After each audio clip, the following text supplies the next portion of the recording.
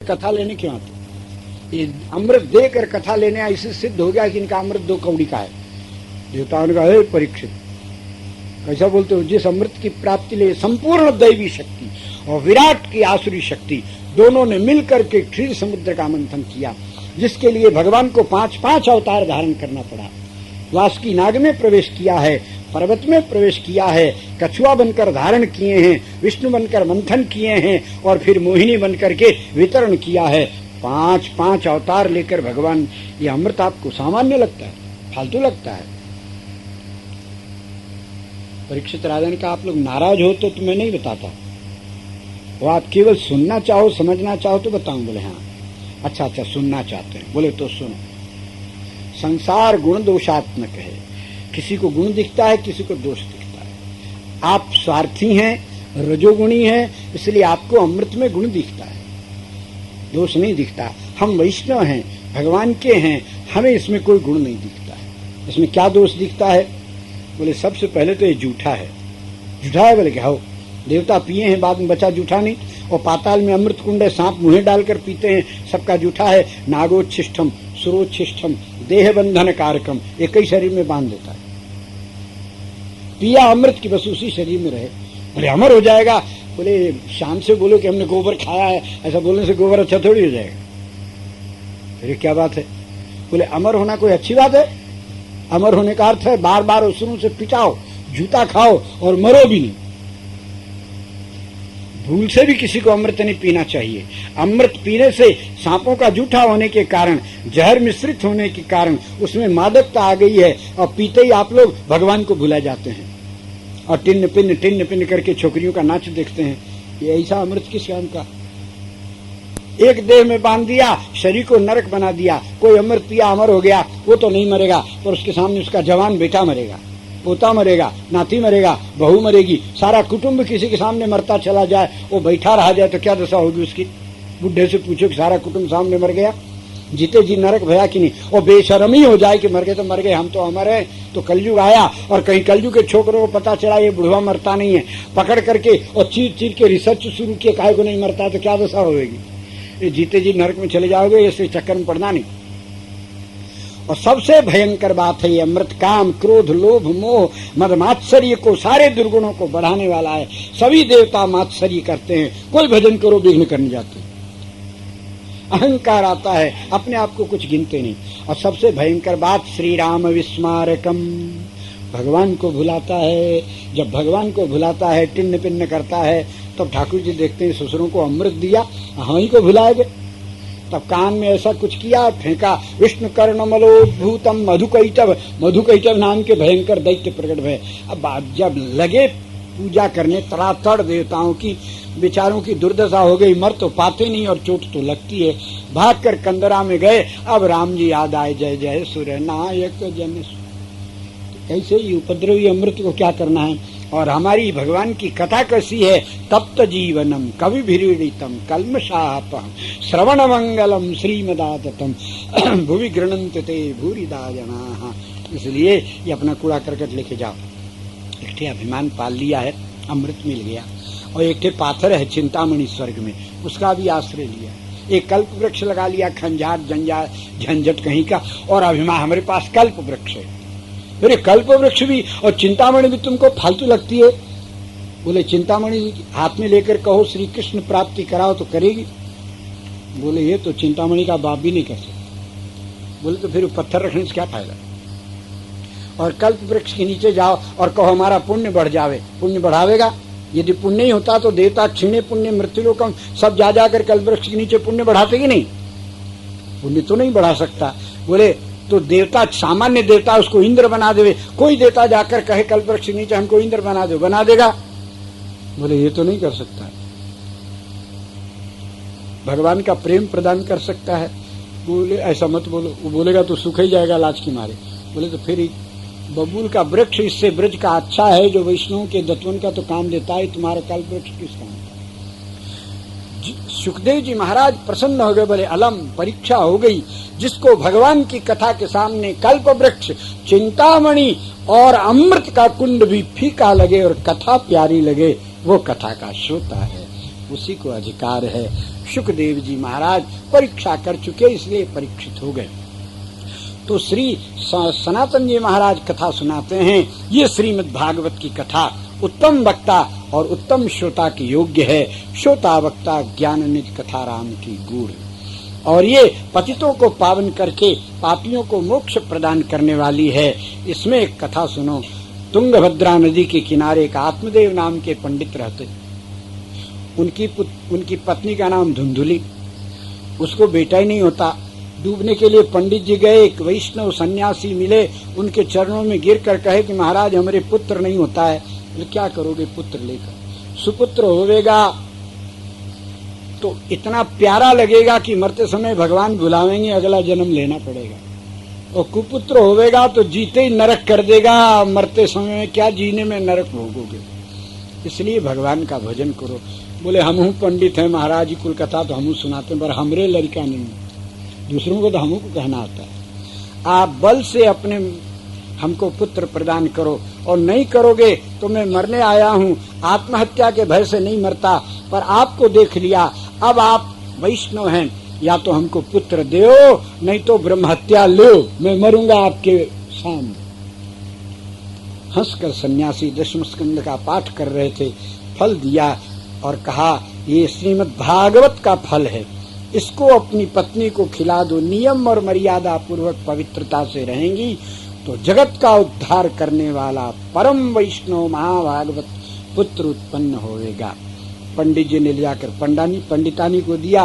वो तो धुंधुली, जिसकी बुद्धि संसार के प्रपंच में काम करे, भगवत भक्ति में काम न देवे, उसका नाम धुंधुली। दिखता तो है पर धुंधु दिखता है, पूरा नहीं दिखता है। तो धुंधुली, जिसकी बुद्धि धुंधुली है, वो गाय को फल को खावे। उसने सखियों के कहने से कुट काट के वो फल आटा मिला के गाय को खिला दिया, और अपने झूठों कहने लग गई हमारे पेट में बालक आ गया है। और सखियों ने आपस में सलाह किया। उसकी छोटी बहन के बालक भया, रात्रि कोई बच्चे को यहाँ मंगा लिया, उसको कुछ पैसा दे दिया और हल्ला मचा दिया, हमारे बालक हो गया। जिसकी पैदाइश में बेईमानी हो, वो बालक अच्छा किधर से होगा। तो अब धीरे धीरे बड़े होने पर गोकर्ण जी तो महान ज्ञानी भय, गाय के बालक प्रकट भया सुंदर, खाली कान गाय का।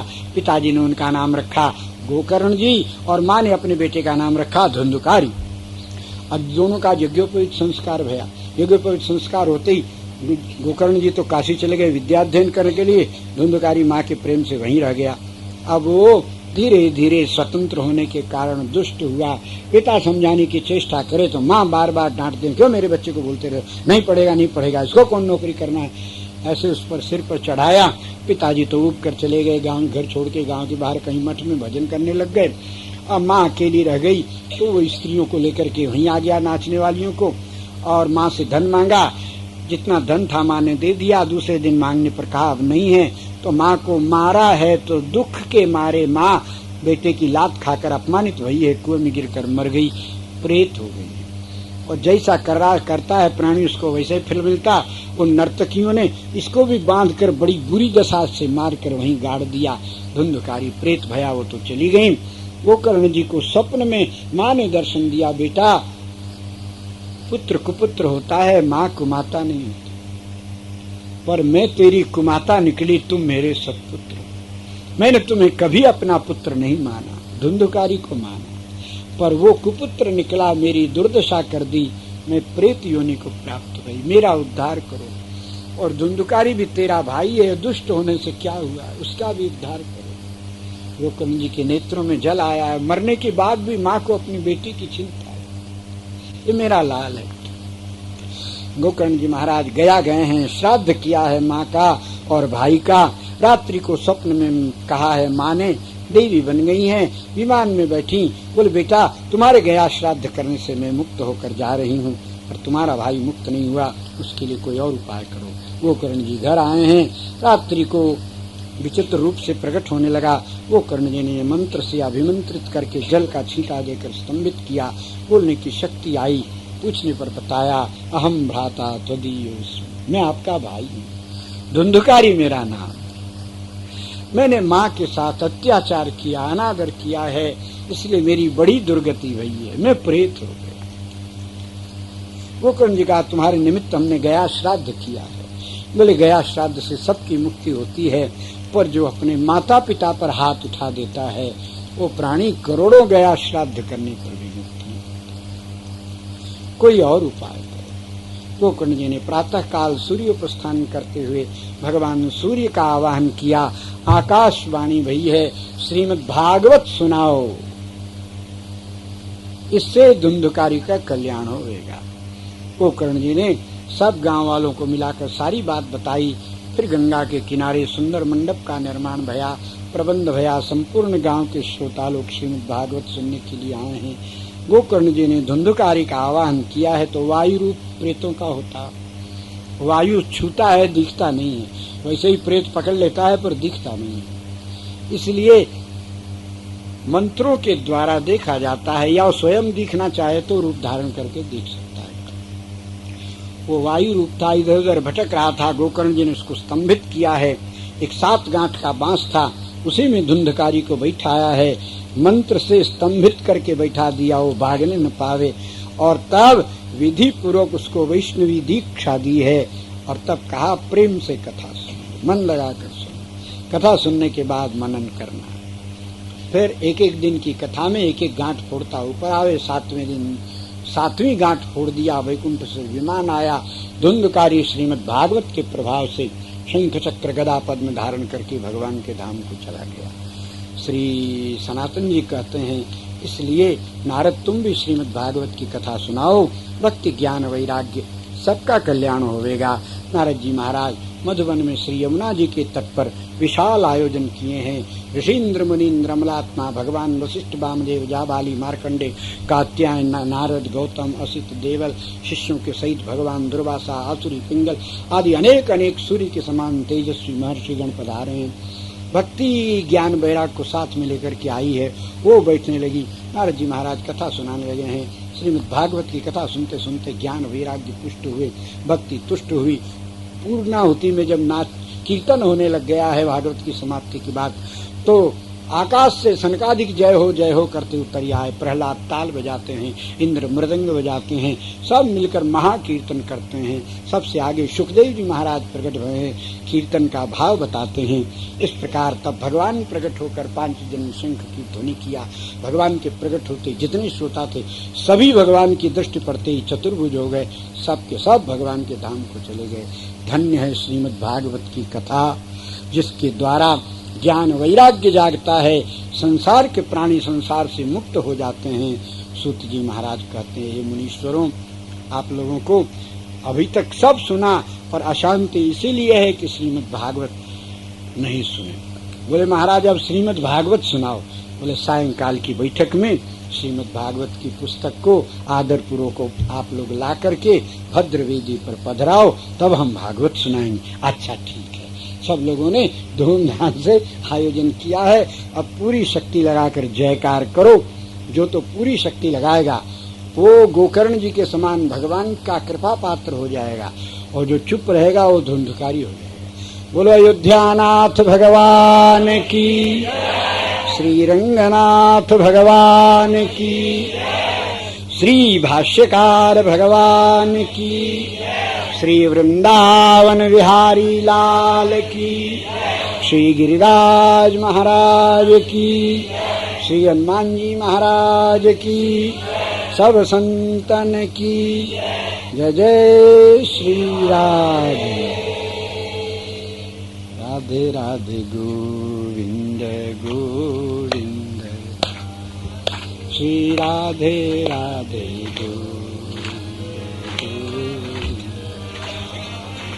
राधे राधे गोविंद गोविंद राधे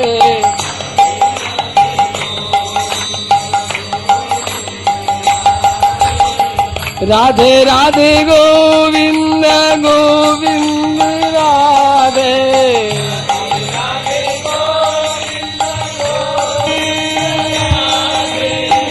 राधे राधे गोविंद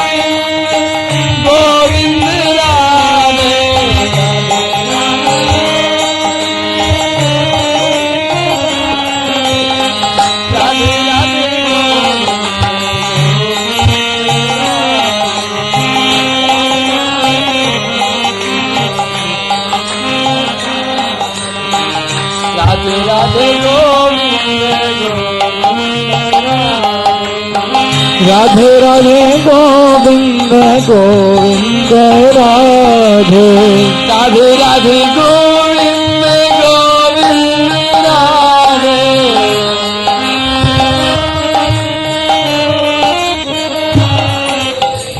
राधे राधे गोविंद गोविंद राधे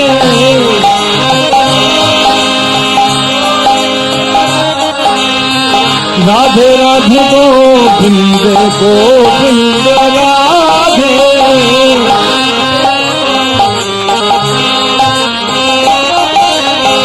गोविंद राधे बोलो गोविंद राधे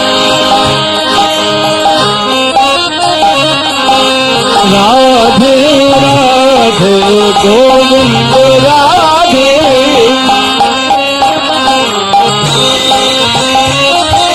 राधे राधे गोविंद राधे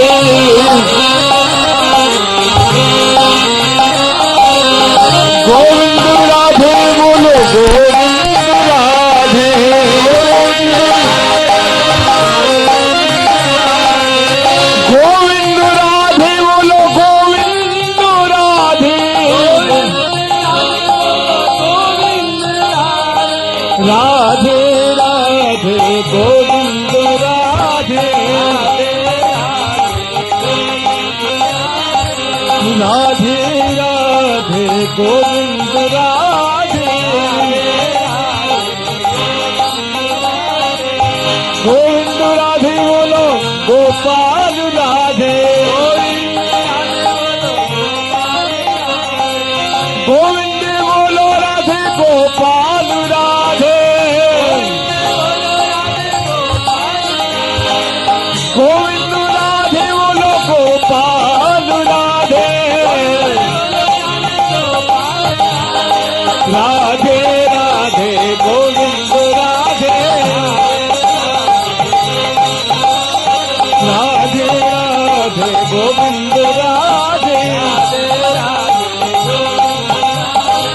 गोविंद राधे बोलो गोपाल राधे गोविंद बोलो राधे गोपाल राधे राधे राधे गोविंद राधे राधे राधे गोविंद राधे गोविंद राधे बोलो गोपाल राधे गोविंद राधे बोलो गोपाल राधे राधे राधे गोविंद राधे राधे राधे गोविंद राधे गोविंद राधे गोपाल राधे राधे राधे गोविंद राधे गोविंद राधे बोलो गोपाल राधे गोविंद बोलो गोपाल राधे राधे राधे गोविंद राधे राधे राधे गोविंद राधे गोविंद राधे गोपाल राधे गोविंद राधे बोलो गोपाल राधे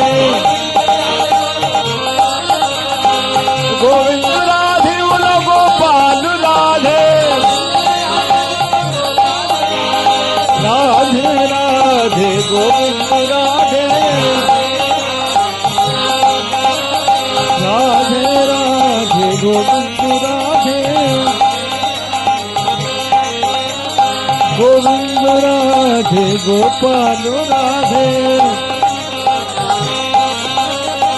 गोविंद राधे बोलो गोपाल राधे गोविंद बोलो गोपाल राधे जय जय श्री राधे।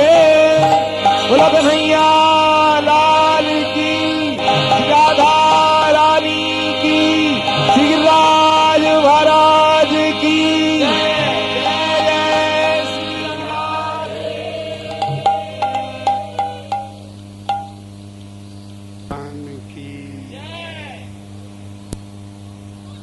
और जोर से श्री लक्ष्मी नारायण भगवान की, श्री रंगनाथ भगवान की, श्री भाष्यकार भगवान की, श्री वृंदावन विहारी लाल की, श्री गिरिराज महाराज की, श्री हनुमान जी महाराज की, सब संतन की जय जय श्री राधे। श्रीमते रामानुजाय नमः। श्री जानकी कांत। नारायणं नमस्कृत्य नरं चैव नरोत्तमं देवीं सरस्वतीं व्यासं ततो जयम्। नैमिषारण्य का परम पवित्र क्षेत्र है। 88,000 शौनकादिक महर्षि विराजे। मध्य में विशाल वटवृक्ष के नीचे भद्रवेदी पर श्री सूत जी विराजमान हैं। श्रीमद् भागवत की कथा वर्णन करते। ऋषियों ने प्रार्थना की है कि संपूर्ण पुराण शास्त्र तो सुन लिए, अब श्रीमद् भागवत सुनने की इच्छा। श्रीमद् भागवत सुनने के लिए जो विराजे हैं, ये सभी दंडकारण्य के, नौमिषारण्य के महर्षि गण श्री नारद जी के द्वारा वैष्णवी दीक्षा ग्रहण किए हैं। सबके सब भागवत। भागवत होकर भागवत सुने तो हृदय में उतरती है। अवैष्णव से सुनने पर ज्यादा लाभ नहीं होता है। यद वैष्णवानाम धनम, घर के धन की रक्षा घरवाली करती है, नाचने वाली नहीं। वैष्णव जब कथा कहते हैं तो सुनने वाले के हृदय में भगवान उतरते हैं।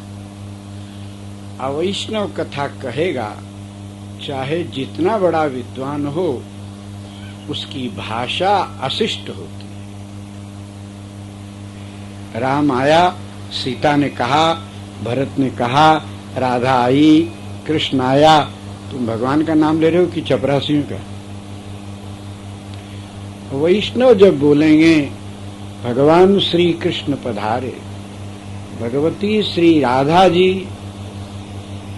भगवान श्री रामभद्र। एक बार श्री डोंगरे जी कथा कहते थे।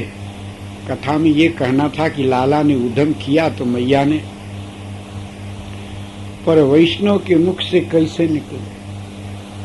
श्री डोंगरे जी बोले, आज लाला ने बड़ा उधम किया। श्री यशोदा जी नाराज भई, श्री लाल जी के कान पर अपना श्रीहस्त कमल पधराया और बोली, लाला ऐसो ना क्यों करें। हृदय भरी आया। वैष्णव की वाणी में श्री कृष्ण प्रेम परिपूर्ण होता है। और पंडितों से कथा सुनने में साहित्य का आनंद आता है। मुख से निकली भाषा कान में प्रवेश करती है, मस्तिष्क में प्रभाव जमाती है। हृदय से निकली